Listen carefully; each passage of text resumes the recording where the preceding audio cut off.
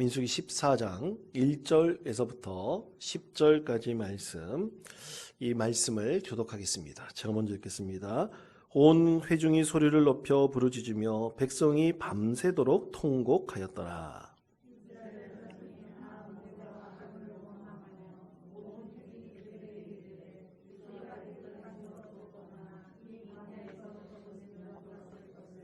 어찌하여 여호와가 우리를 그 땅으로 인도하여 칼에 쓰러지게 하려 하는가? 우리 처자가 사로잡히리니 애굽으로 돌아가는 것이 낫지 아니하랴.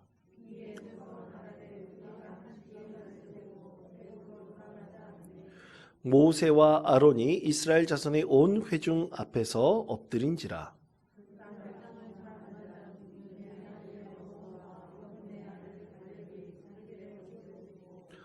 이스라엘 자손이 온 회중에게 말하여 이르되 우리가 두루 다니며 정탐한 땅은 심히 아름다운 땅이라.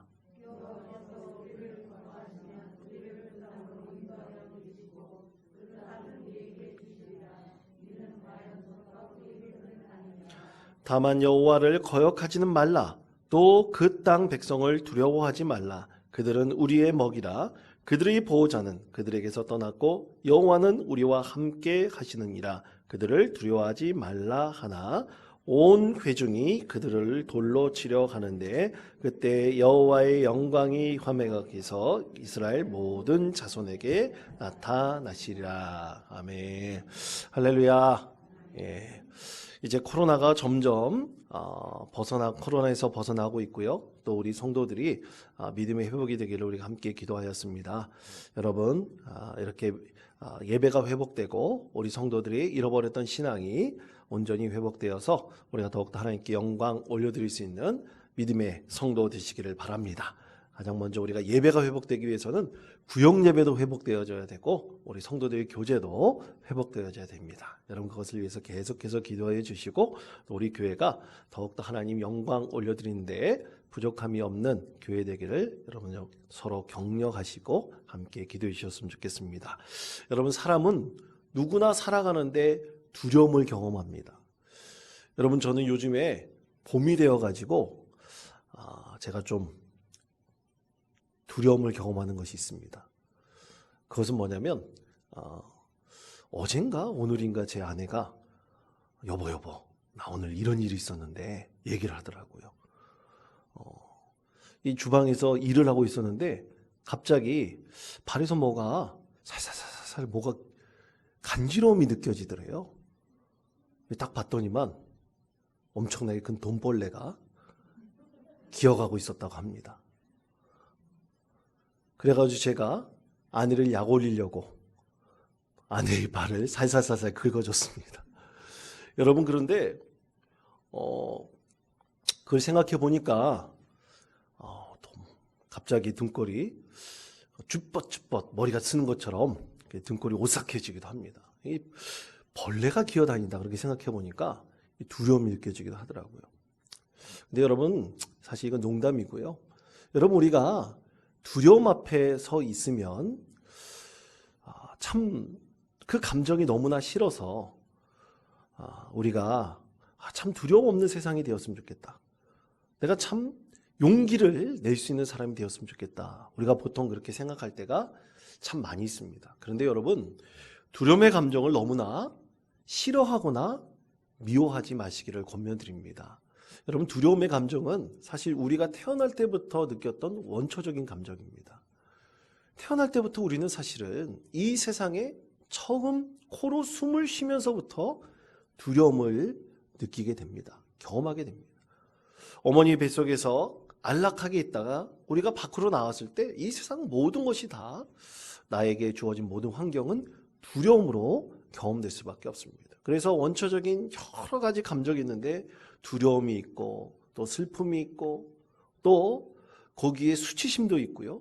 또 거기에 기쁨도 있습니다. 여러분 이런 모든 감정들이 사실 우리가 거부할 것이 아니라 이 모든 감정들이 하나로 통합이 되어서 우리가 믿는 신앙 안에서 더욱더 윤택한 좋은 기름처럼 윤활유처럼 우리 가운데 작용할 수가 있습니다. 그것을 좋은 쪽으로 우리가 활용한다면 참으로 우리의 신앙은 더욱더 풍성해질 지수가 있습니다. 오늘 우리에게 주신 하나님의 말씀은 이 감정 중에 두려움에 대한 것입니다. 그리고 두려움을 극복할 수 있는 믿음에 대한 것입니다. 오늘 그래서 말씀의 제목이 두려움과 믿음입니다. 여러분 이제 구역예배 교재 보시면 오늘 말씀이 바로 이 두려움과 믿음에 대해서 우리에게 말씀해 주고 있음을 우리가 알 수가 있습니다. 그런데 여러분 두려움과 믿음에 대해서 상관관계를 말하려면 항상 나오는 하나의 단어가 있어요. 그것은 용기입니다. 그래서 두려움이 극복하는 것은 용기이기도 하지만 또 용기가 꼭 두려움을 극복하려면 반드시 필요한 것이 믿음입니다. 그리고 이 믿음이 온전히 두려움을 이겨나갈 수 있도록 하려면 반드시 믿음을 통해서 발휘되는 용기가 있어야 됩니다. 그러니까 이 모든 것들이 다 상관관계가 있는 것이죠. 이 두려움을 용기로 바꿔낼 수 있다면 이라는 아주 유명한 이 영화의 한 대사가 있어요. 이 명량이라는 이 1000만 관객을 불러 모은 그 영화에 보면 이순신 장군이 12척밖에 없을 때 12척의 배를 가지고 수백 척의 일본의 그 강력한 이 군대를, 이 군함을 무찌르는 그런 영화이죠. 이 명량 대첩을 이제 영화화한 것인데 그때 이순신 장군이 자기 아들한테 한 얘기가 있습니다. 독버섯처럼 퍼져 있는 이 두려움을 우리 수군들 가운데 퍼져 있는 이 독버섯 같은 두려움을 용기로 바꿔낼 수 있다면 승리할 수 있을 것이다. 얘기를 합니다. 그때 이순신 장군이 아니에요. 그러면 무엇으로 이 두려움을 용기로 만들어낼 수 있단 말입니까? 물어봤을 때 이순신 장군이 얘기하죠. 죽어야겠지 내가. 그렇게 얘기합니다. 내가 죽어야지 이 두려움을 용기로 바꿔낼 수 있다. 그러면서 이 수군들 앞에 살고자 하면 죽을 것이요 죽고자 하면 살 것이다. 아주 유명한 명언을 남기고 있죠. 그래서 후대에 우리도 그 말을 너무나 잘 알고 있습니다.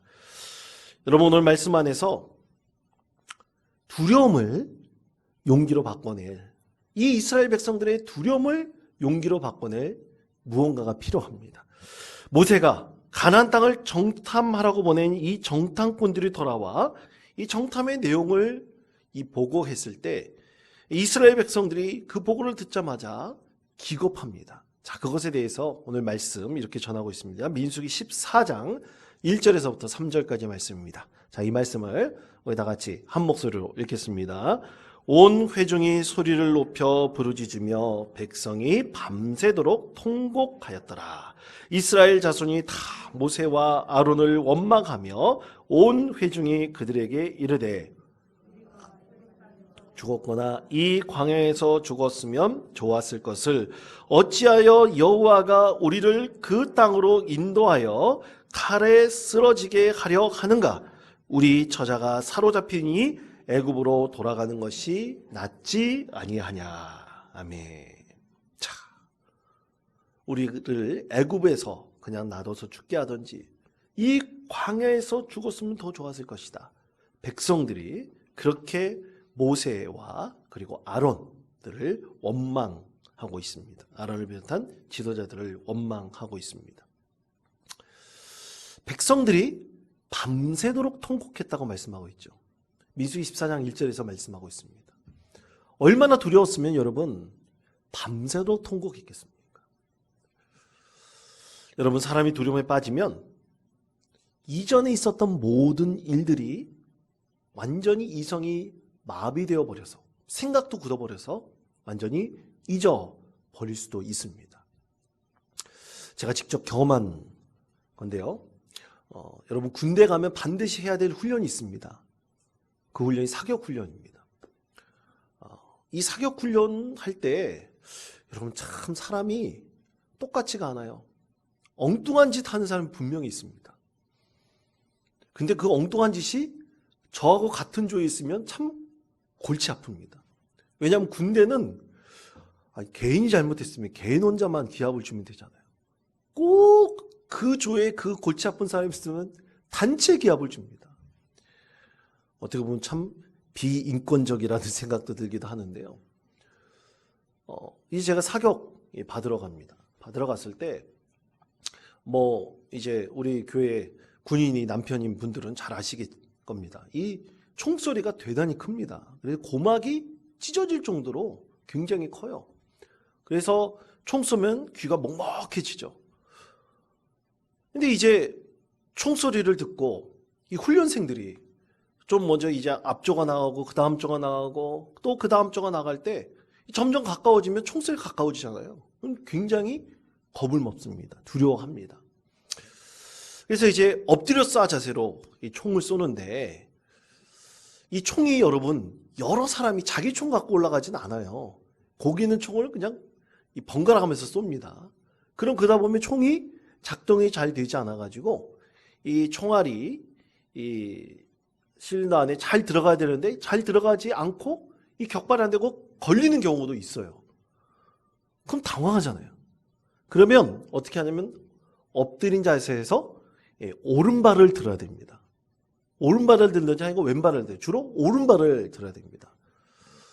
잘 안 보이시죠? 제가 오른발 들고 있는 거. 오른발을 들어야 됩니다. 그런데 제 옆에 있는 훈련생이 있었습니다. 그 전에 계속해서 교육을 합니다.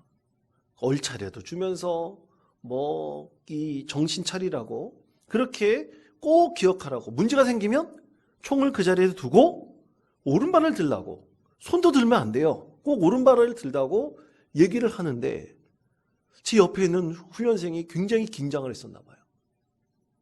근데 오른발을 들어야 되는 것을 까먹어버리고 이 소총, 이 손을 오른손으로 잡고 들지 않습니까? 총을 들고 여기 이렇게 해서 사람들한테 여기 저기요 하고 총을 드는 거예요.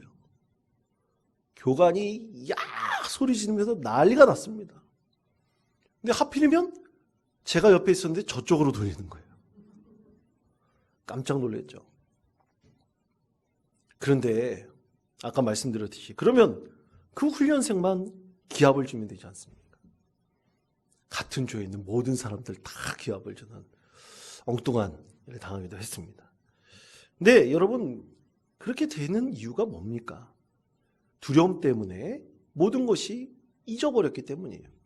그 전에 열심히 가르치고 또 가르쳐도 너무나 두려움 때문에 긴장했기 때문에 훈련생이 바보가 아닌데도 잊어버린 것입니다. 순간 잊어버리면 그렇게 될 수도 있습니다. 그렇게 이성이 마비되어 버리니 이전에 했던 모든 것들이 다 잊어져 버린 것입니다. 오늘 이스라엘 백성들도 마찬가지입니다. 여러분 이스라엘 백성들이 오늘 광야에서 겪고 있는 이 시간, 이때 하나님께서 애굽에서 그 백성들을 이끌어내신 1년밖에 지나지 않은 때입니다.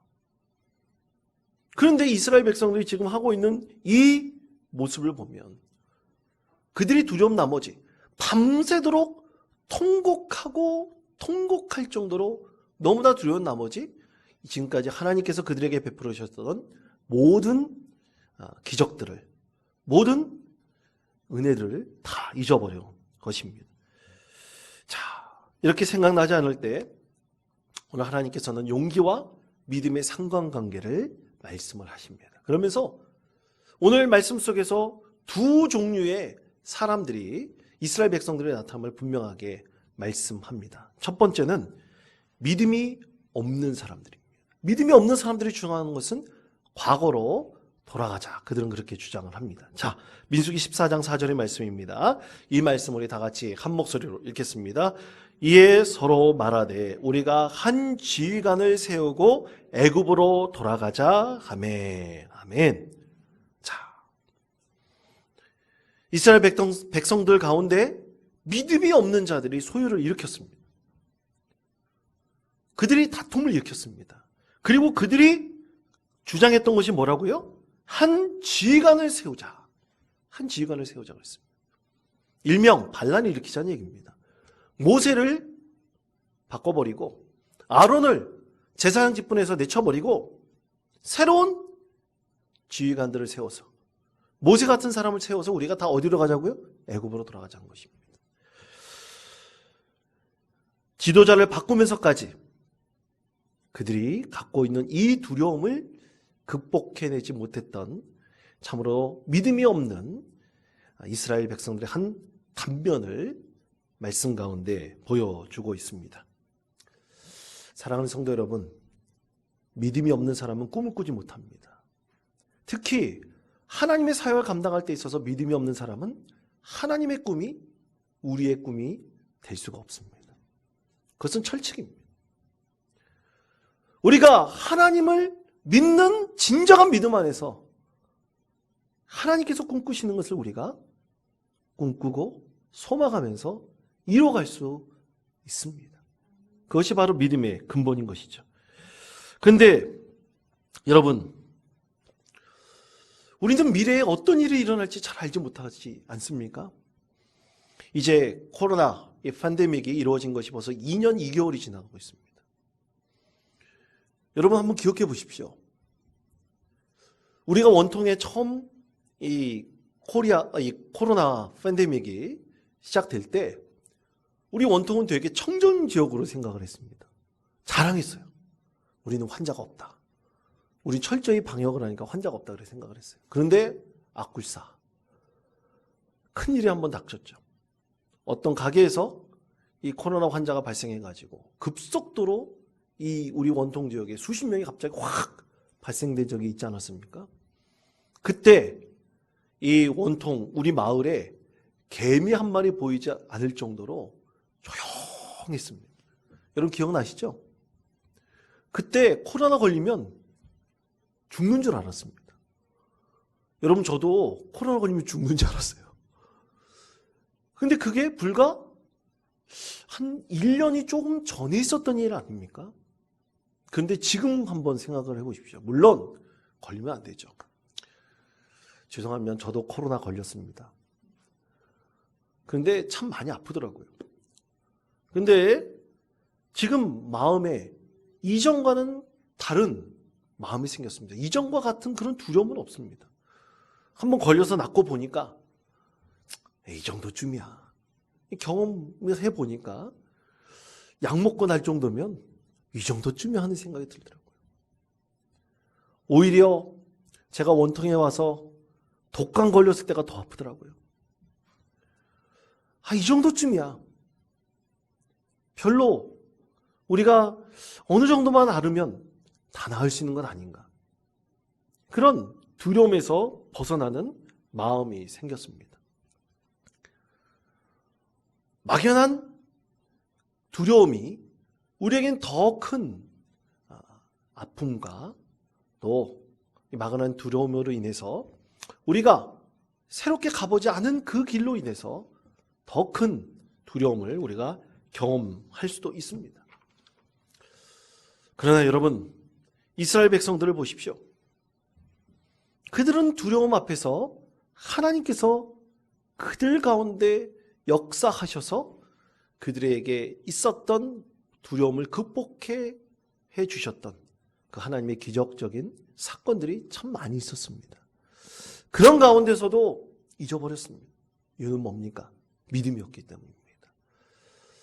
그러므로 사랑하는 성도 여러분, 우리에게 진정으로 필요한 것은 용기를 더 불러일으킬 수 있는 믿음이 필요합니다. 여러분, 우리 하나님께 기도하실 때 우리가 막연한 두려움으로 인해서 보이지 않는 것 같은, 그 끝이 보이지 않는 것 같은 망망대해 같은 그 가운데 우리가 서 있다면 하나님께 이 두려움을 극복해낼 수 있는 믿음을 우리가 허락해달라고, 우리 가운데 허락해달라고 늘 하나님께 간절히 기도하는 믿음의 성도 되시기를 바랍니다. 두 번째, 오늘 말씀 가운데 믿음에 있는 사람들을 말씀합니다. 믿음에 있는 사람들은 하나님을 경외하고 있습니다. 자, 민수기 14장 9절의 말씀입니다. 다 같이 이 말씀을 한 목소리로 봉독하겠습니다. 다만 여호와를 거역하지는 말라. 또 그 땅 백성을 두려워하지 말라. 그들은 우리의 먹이라. 그들이 보호자는 그들에게서 떠났고 여호와는 우리와 함께 하시느니라. 그들을 두려워하지 말라 하나. 아멘. 자, 하나님을 절대적으로 믿는 믿음이 있었던 여호수아와 갈렙은 정탐꾼으로 돌아와서 그들을 두려워하지 말라고 했습니다. 하나님의 뜻을 거역하지는 말자라고 했습니다. 두려움이 있더라도 절대로 하나님께서 말씀하신 그 뜻을 거역하지 말자라고 주장했습니다. 그러니까 잠시 우리가 생각해보고 이성적으로 우리가 묵상해보고 하나님께 기도하여서 응답받자는 얘기입니다.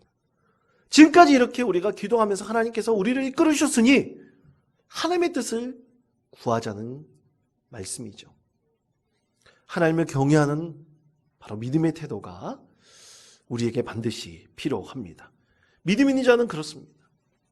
근데 사실 여러분, 믿음 있는 자는 많지 않습니다. 소수입니다. 교회도 마찬가지입니다. 진정한 믿음의 경험이 있고 또 믿음으로 교회를 세워나가는 사람은 많지 않습니다. 그러나 하나님께서는 반드시 모세와 같은 사람을 세워주시고 아론과 같은 사람도 세워주시고 또 오늘 말씀 가운데서 이스라엘 백성들에게 보고하고 있는 믿음의 강력한 이 믿음의 사람인 여호수아와 갈렙과 같은 사람도 분명히 세워주시는 것입니다. 그들을 통해서 하나님께서 역사하셔서 이스라엘 백성들이 두려움 때문에 판단하지 못하고 두려움 때문에 보지 못하는 하나님의 온전하신 뜻을 보게 하시고 그것을 깨닫게 해 주십니다.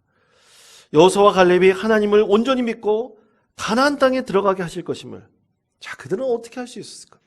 단 하나입니다. 하나님을 경외할 때 할 수 있습니다. 우리가 하나님을 진정으로 예배할 때 하나님의 뜻을 알 수 있습니다. 여호수아 갈렙 너희는 어떻게 담대하게 그렇게 말할 수 있느냐? 거기에 대한 대답은 온전히 하나님을 경외할 때입니다. 하나님을 진정으로 경외하는 사람이 담대하게 두려움을 이겨낼 수 있는 용기는 바로 믿음 가운데 있음을 말할 수 있습니다. 오늘 갈렙과 여호수아는 그렇게 하나님을 경외함을 통해서 담대하게 이스라엘 백성들 앞에 말할 수 있었습니다. 존 그레섬 메이첸이라는 사람은 참된 믿음에 대해서 이렇게 고백합니다. 참된 믿음은 스스로 무엇을 하는 게 아니라 하나님께 우리를 도와주시도록 맡기는 것이다. 참된 믿음은 스스로 무엇을 하는 게 아니라 하나님께 우리를 도와주시도록 맡기는 것이다. 아멘. 믿으십니까? 그렇습니다. 하나님의 도우심을 구하는 겁니다. 우리가 무엇을 예언할 수 있겠습니까? 무엇을 우리가 확증해서 많은 사람들에게 알릴 수 있겠습니까? 그러나 믿음의 연약한 가운데 있더라도 우리는 간절히 하나님의 도우심을 구하고 하나님께서 그 가운데 역사하셔서 우리를 새롭게 하시며 우리 가운데 변화를 주시며 우리의 믿음이 담대하게 설 수 있도록 하나님의 도와주심을 우리가 구할 수가 있는 것입니다. 그러나 내 힘, 내 뜻, 또 내가 갖고 있는 능력으로 모든 것을 할 수 있다고 생각하는 자는 결코 하나님의 도우심을 알 길이 없습니다.